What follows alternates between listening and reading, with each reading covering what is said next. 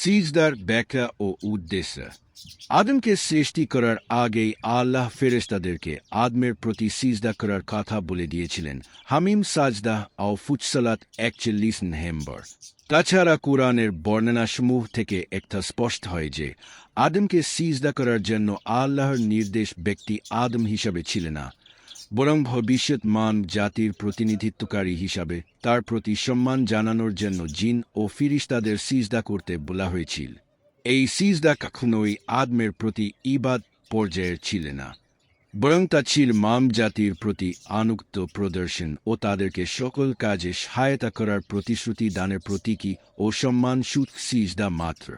ওদিকে কাফিরদের অন্তর্ভুক্ত হলেও ইবলিস কিন্তু আল্লাহকে সৃষ্টিকর্তা ও পালনকর্তা হিসাবে অস্বীকার করেনি, বরং আল্লাহ যখন তাকে অভিসম্পাত করে জান্নাত থেকে চিরদিনের মতো বিতাড়িত করলেন, তখন সে আল্লাহকে রব হিসাবেই সম্বোধন করে প্রার্থনা করল, হে আমার প্রভু, আমাকে আপনি কিয়ামত পর্যন্ত অবকাশ দিন।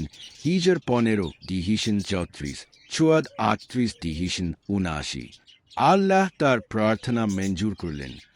অতঃপর সে বলল, হে আমার পালনকর্তা, আপনি যেমন আমাকে পথভ্রষ্ট করেছেন, আমিও তেমনি তাদের সবাইকে পৃথিবীতে নানারূপ সৌন্দর্যে প্রলুব্ধ করব এবং তাদেরকে পথভ্রষ্ট করে দেব। তবে যারা আপনার একনিষ্ঠ বান্দা, তাদের ব্যতীত হিজর 15 এর 34-40, চুয়াদ 38 এর 79-83। আল্লাহ তাকে বললেন, তুমি নেমে যাও এবং এখান থেকে বেরিয়ে যাও, তুমি নিচুতমদের অন্তর্ভুক্ত। এখানে তোমার অহংকার করার অধিকার নেই। আরাফ 7 ডিহিশন 13। উল্লেখ্য যে ইবলিস জান্নাত থেকে বহিষ্কৃত হলেও মানুষের রগরেশায় ঢুকে ধোঁকা দেওয়ার ও বিভ্রান্ত করার ক্ষমতা আল্লাহ তাকে দিয়েছিলেন।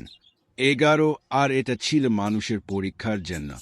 শয়তানের ধোঁকার বিরুদ্ধে জিততে পারলেই মানুষ তার শ্রেষ্ঠত্বের মর্যাদা অক্ষুণ্ণ রাখতে পারবে এবং আখেরাতে জান্নাত লাভে ধন্য হবে, নীলে ইহকাল ও পরকালে ব্যর্থকাম হবে।